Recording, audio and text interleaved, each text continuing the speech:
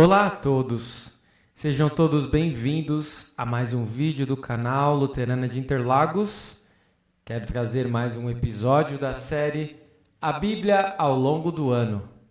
Hoje com o dia 27 de fevereiro, em que nós queremos estudar os capítulos 5 a 8 do livro de Números. Vamos juntos? Iniciando pelo breve resumo dos capítulos. Capítulo 5. No capítulo 5, vemos que o leproso e o impuro deveriam ser lançados fora do arraial, numa espécie de quarentena. Vemos no capítulo 5 também que havia uma disposição de lei no sentido de compensação, quando alguém prejudicava outra pessoa. Algo que continua existindo ainda hoje nos códigos de leis de diversos países. E a hipótese de um homem suspeitar de adultério de sua mulher. A mulher era obrigada a ingerir uma erva amarga. Não se sabe se a ingestão dessa erva provocaria aborto ou se era uma espécie de sugestão psicológica, que normalmente funciona no sentido de que, mesmo não tendo um efeito biológico, físico, a pessoa acaba perdendo, a mulher acabaria perdendo o filho por essa espécie de sugestão. Mas destaca-se o fato de que uma mulher adúltera sofreria, como grande punição, a maldição de não poder gerar uma vida. No capítulo 6, temos leis a respeito do nazireado e a bênção sacerdotal. Os sinais externos da consagração do nazireu eram a abstinência do vinho ou qualquer outra bebida forte, cabelo sem corte e cuidado especial para evitar impureza pelo contato com cadáveres. Uma curiosidade é que o voto de nazireu ocorria geralmente por tempo limitado, mas o voto de Sansão foi vitalício. A bênção araônica tem sido usada por judeus e cristãos na sua adoração. Ela reconhece que é Deus quem dá todas as coisas boas e pede especificamente o dom da paz de Deus.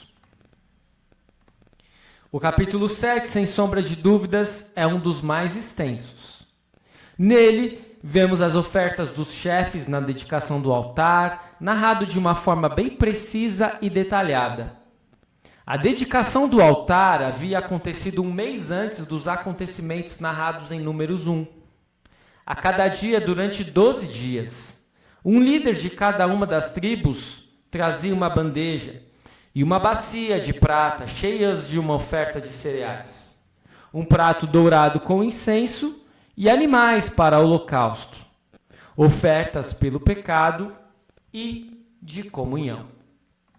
E finalmente chegamos ao último capítulo de hoje, Números 8. No último capítulo de hoje, vemos as 7 lâmpadas do candelabro e a purificação e a apresentação dos levitas.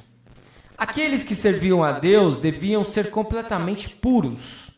Ao se lavarem e repararem e raparem o corpo, eles garantiam a pureza externa. O sangue do sacrifício limpava a mancha interna do pecado. Este o breve resumo dos capítulos de Números 5, 6, 7 e 8. Passamos agora às questões e dúvidas que podem surgir. Basicamente, temos hoje 10 questões. Primeira delas: por que Deus manda expulsar leprosos do meio do arraial? Não seria muito cruel com pessoas que já estavam enfermas? É um pensamento que pode nos ocorrer, é verdade. Mas os impuros não eram expulsos de cara, mas ficavam numa espécie de quarentena. Questão 2. O que tem a ver pecado com restituição? Nós veremos no capítulo 5 que todas as vezes que alguém pecava, deveria restituir a Deus, ou seja, deveria devolver a Deus. Existe um conceito que vai dizer que todos os mandamentos, os 10 mandamentos, qualquer transgressão a um dos mandamentos é retirar algo de Deus, é retirar algo do próximo. Por isso a importância da restituição. Questão 3. Por que no capítulo 5 há disposição apenas acerca de mulher suspeita de adultério? E os homens poderiam cometer adultério? A verdade é que era uma sociedade incrivelmente patriarcal e que as mulheres apenas ficavam em casa e os homens poderiam ter mais de uma mulher. Então, nesse sentido, o texto bíblico ele não está sendo anacrônico, ele está seguindo o que a época mandava. Por isso ele vai falar na mulher suspeita de adultério. Mas não quer dizer que o homem adulterar está liberado. Também é tão pecado quanto. Questão 4. O que era um nazireu? O nazireu, dentro da Torá, é o termo que designa uma pessoa para serviços de Deus. Segundo a Bíblia, a marca mais comum da separação desta pessoa, que podia ser um homem ou uma mulher, era o uso do cabelo não cortado e a abstinência do consumo de vinho ou qualquer outro alimento feito de uva. Questão 5. O que é a bênção araônica e que poder ela tem? A bênção araônica, nós normalmente ouvimos ela ao final dos cultos na igreja luterana. O Senhor te abençoe e te guarde. O Senhor faça resplandecer o seu rosto sobre ti e tenha misericórdia de ti. O Senhor sobre ti levante o seu rosto e te dê a paz. O poder que ela tem é, de fato, trazer as palavras que ela diz.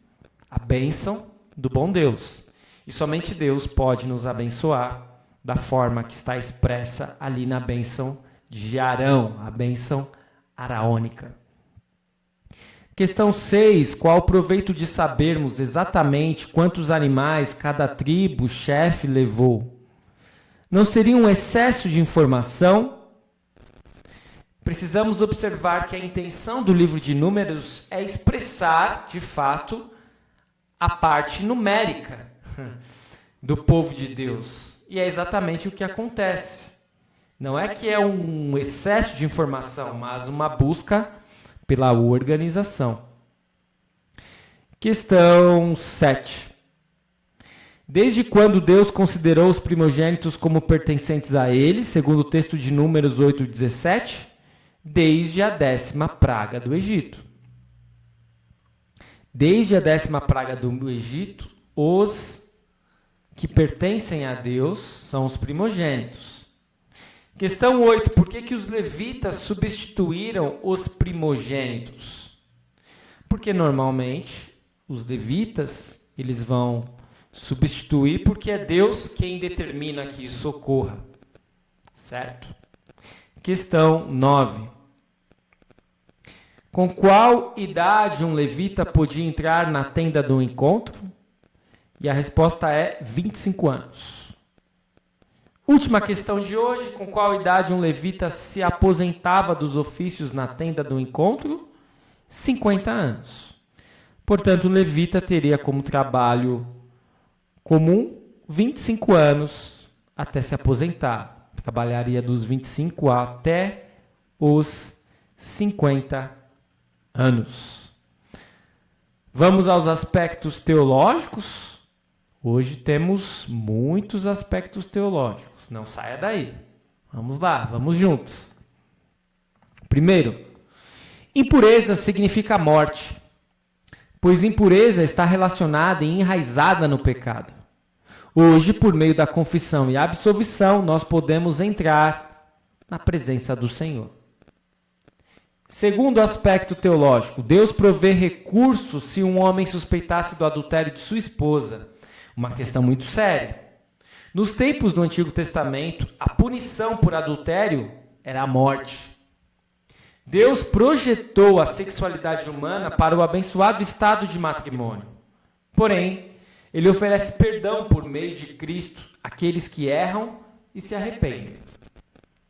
Terceiro aspecto teológico. Os votos do nazireado são feitos voluntariamente perante Deus. A duração dos votos pode variar, mas uma vez que um voto é feito, Deus requer o seu cumprimento. Hoje, nós também fazemos votos em épocas importantes: batismos, confirmações, casamentos, cidadania e serviço ao governo. Quando fizermos um voto, que possamos honrar o Senhor, mantendo a nossa palavra. Quarto aspecto teológico.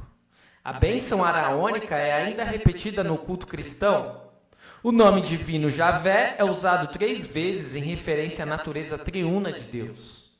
Quão bom é saber que Deus Pai abençoa todos os aspectos da nossa vida, que Deus Filho redimiu a nós que somos pobres e miseráveis pecadores, e que Deus Espírito Santo nos chama por meio do Evangelho. Quinto aspecto teológico. Cada líder das 12 tribos de Israel apresenta a sua oferta a Deus no tabernáculo da dedicação. Os líderes dão graças a Deus por trazê-los do Egito, a fim de estabelecer a sua aliança com eles. Sexto aspecto teológico. Nenhuma janela provia luz para o santuário do Senhor. Por isso os candelabros são realmente a luz brilhando na escuridão. Hoje, acendemos velas para simbolizar a presença do Senhor entre nós, por meio de sua palavra e sacramentos. Sétimo aspecto teológico. O pecado de Israel é transferido aos levitas, que transferiam este pecado aos animais do sacrifício. Somente o sangue de animais sacrificados dá limpeza aos levitas pelos seus pecados, e os permitia servir como sacerdotes do Deus Altíssimo. No Calvário, Jesus redimiu todos os seres humanos do pecado, como prefigurado nos sacrifícios do Antigo Testamento. E finalmente, mas não menos importante, chegamos ao oitavo e último aspecto teológico. O nosso Deus é um Deus de ordem. Ele faz o requisito de idade para realizar o trabalho em seu tabernáculo. Um levita podia começar a trabalhar com a idade de 25 anos e, quando atingisse os 50 anos, podia auxiliar os levitas mais jovens, mas não podia mais fazer o trabalho requerido no tabernáculo. Assim como o Senhor proveu o sábado para o seu povo descansar, ele proveu aos levitas a aposentadoria com boa saúde. É isto, eu espero que este estudo tenha sido de proveito para você. Continue seguindo o nosso canal amanhã com mais 4 capítulos do livro de Números. Muito obrigado por acompanhar, curta, comente, compartilhe, ative o sininho de notificações aí do YouTube. Até a próxima. Fique na paz do Senhor.